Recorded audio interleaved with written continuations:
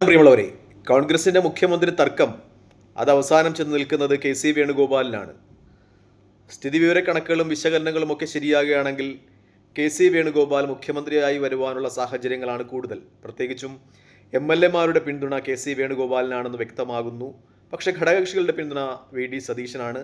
അത് എത്രത്തോളം പരിഗണിക്കപ്പെടുമെന്ന കാര്യത്തിൽ സംശയമുണ്ട്. കാരണം കോൺഗ്രസ് ആണ് അതിൻ്റെ പാർലമെൻ്ററി പാർട്ടി നേതാവിനെ തിരഞ്ഞെടുക്കേണ്ടത്. പക്ഷേ ഘടകകക്ഷികളുടെയും അഭിപ്രായം അത് പ്രധാനപ്പെട്ട ഒരു കാര്യമാണ്. പക്ഷേ ഏറ്റവും കൂടുതൽ പ്രാധാന്യം അത് കോൺഗ്രസിൻ്റെ എം.എൽ.എമാരുടെ അഭിപ്രായത്തിനാണ് AICC നൽകുന്നതെങ്കിൽ ഉറപ്പായും ഞറുക്ക് വീഴുക വേണുഗോപാലിനായിരിക്കും എന്ന കാര്യത്തിൽ സംശയമില്ല.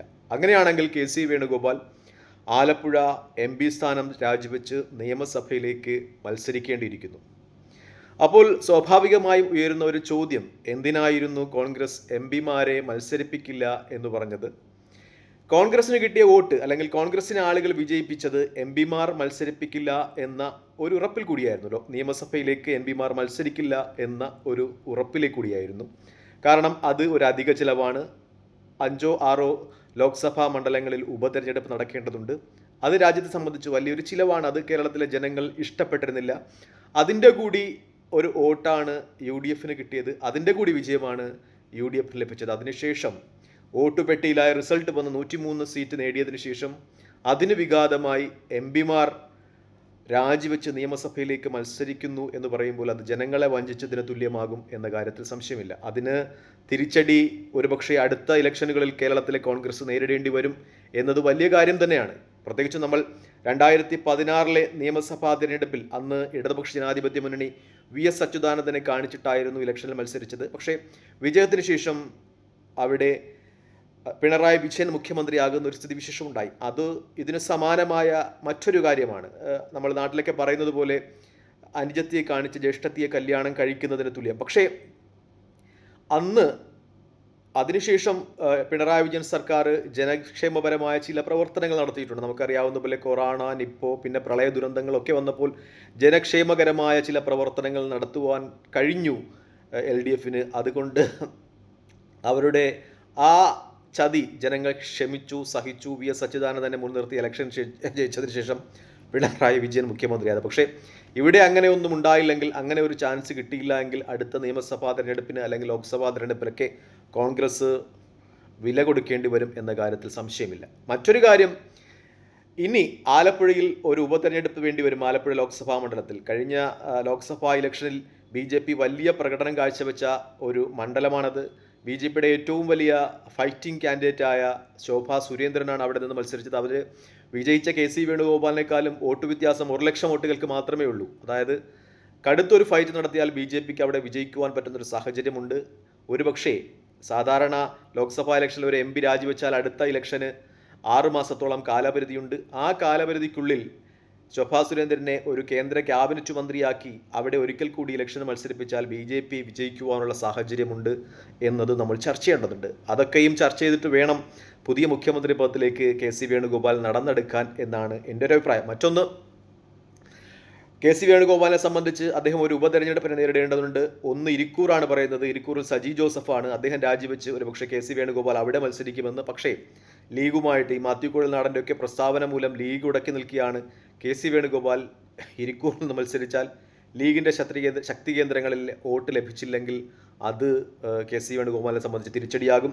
അല്ലെങ്കിൽ മറ്റൊരു ഓപ്ഷൻ ഉള്ളത് ആലപ്പുഴയിൽ AD തോമസിനെ രാജിവെച്ച് മത്സരിപ്പിക്കുക എന്നാണ്. പക്ഷേ അവിടെ ചിത്തരഞ്ജൻ എന്ന് പറയുന്ന CPM-ൻ്റെ നേതാവ് ഒരിക്കൽ കൂടി മത്സരിക്കുകയും ഈ VD സതീശൻ അനുകൂല കോൺഗ്രസ്സുകാരുടെ വോട്ടുകൂടി ചിത്തരഞ്ജൻ അനുകൂലമായി തിരിയുകയും ചെയ്താൽ അവിടെയും വേണുഗോപാൽ പരാജയപ്പെടുവാനുള്ള സാധ്യതയുണ്ട് എന്ന രീതിയിലുള്ള വിശകലനങ്ങൾ പുറത്തു വരികയാണ്. എന്തായാലും വേണുഗോപാൽ മുഖ്യമന്ത്രിയാകാനുള്ള സാധ്യതകൾ ചർച്ച ചെയ്യപ്പെടുന്നു എന്ന് തന്നെയാണ് ഏറ്റവും പ്രധാനപ്പെട്ട കാര്യമായി നമ്മൾ ചർച്ച ചെയ്യേണ്ടത്. മറ്റൊന്ന് VD സതീശൻ്റെ കാര്യമാണ്. VD സതീശനെ പിന്താങ്ങുന്ന MLA-മാരുടെ എണ്ണം തുലവും കുറവ് എന്ന റിപ്പോർട്ടുകളാണ് പുറത്തു വരുന്നത്.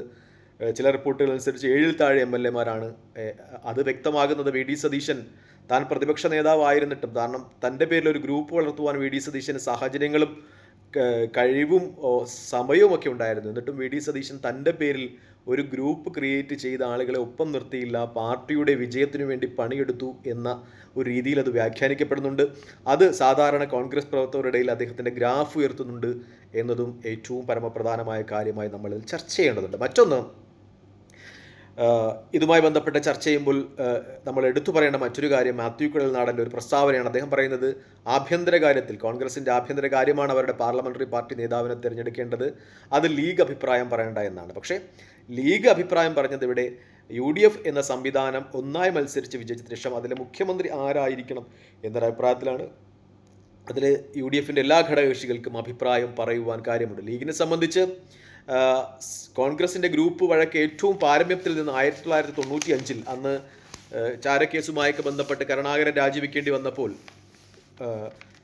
ഏതെങ്കിലും കോൺഗ്രസിൻ്റെ സീറ്റിൽ മത്സരിക്കുവാൻ അന്ന് മുഖ്യമന്ത്രിയായി തിരഞ്ഞെടുക്കപ്പെട്ട AK ആൻ്റണി താല്പര്യം പ്രകടിപ്പിച്ചില്ല. കാരണം കേരളത്തിലെ കോൺഗ്രസിൻ്റെ ഗ്രൂപ്പിസം ഒക്കെ ഉള്ളതുകൊണ്ട് കാലുവാരി തോൽപ്പിക്കും എന്ന പേടി AK ആൻ്റണിക്കുള്ളതുകൊണ്ട് 1995 AK ആൻ്റണി മുഖ്യമന്ത്രിയായി തിരഞ്ഞെടുക്കപ്പെടുമ്പോൾ മത്സരിക്കുവാൻ തിരഞ്ഞെടുത്തത് ലീഗിൻ്റെ തിരൂരങ്ങാടി സീറ്റാണ്. അന്ന് ലീഗ് പറഞ്ഞില്ല, കോൺഗ്രസിൻ്റെ മുഖ്യമന്ത്രിയെ വിജയിപ്പിക്കേണ്ടത് കോൺഗ്രസിൻ്റെ ആഭ്യന്തര കാര്യമാണ് എന്ന്. ലീഗ് ഒരു മുന്നണി മര്യാദ എന്ന രീതിയിൽ, അല്ലെങ്കിൽ മുന്നണിയുടെ നേതാവ് തിരഞ്ഞെടുക്കപ്പെടേണ്ടത് ഉറപ്പുള്ള സീറ്റിൽ നിന്നായിരിക്കണം എന്ന രീതിയിൽ ലീഗിൻ്റെ ഏറ്റവും ഉറച്ച സീറ്റ് തിരൂരങ്ങാട് നൽകി ആൻ്റണിയെ വിജയിപ്പിച്ച പാരമ്പര്യമുള്ള ഒരു പാർട്ടിയാണ് മുസ്ലിം ലീഗ്.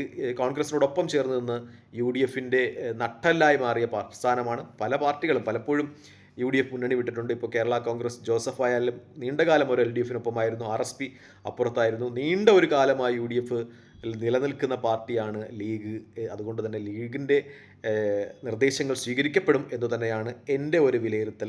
എന്തായാലും VD സതീശനുള്ള സാധ്യതകൾ മങ്ങുന്നു എന്ന രീതിയിൽ തന്നെയാണ് റിപ്പോർട്ടുകളൊക്കെയും പുറത്തു വരുന്നത് എന്നാണ് ഏറ്റവും പരമപ്രധാനമായ ഒരു യാഥാർത്ഥ്യം.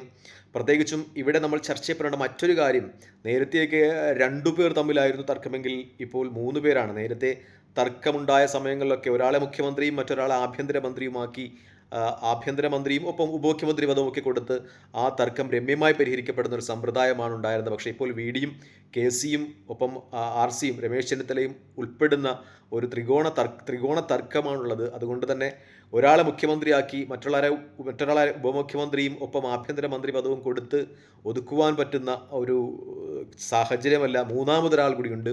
പിന്നെ കൊടുക്കാൻ പറ്റുന്ന ധനകാര്യ വകുപ്പാണ്. അത് ആഭ്യന്തരമന്ത്രിയും ഉപമുഖ്യമന്ത്രി പദവുമൊക്കെ ആയിട്ട് കമ്പയർ ചെയ്യുമ്പോൾ കുറച്ചുകൂടി താഴ്ന്നു നിൽക്കുന്ന ഒരു മന്ത്രി പദമാണ് എന്നൊരു വിശകലനം കൂടിയൊക്കെ ഉണ്ട്. അതായത് 3 പേരെയും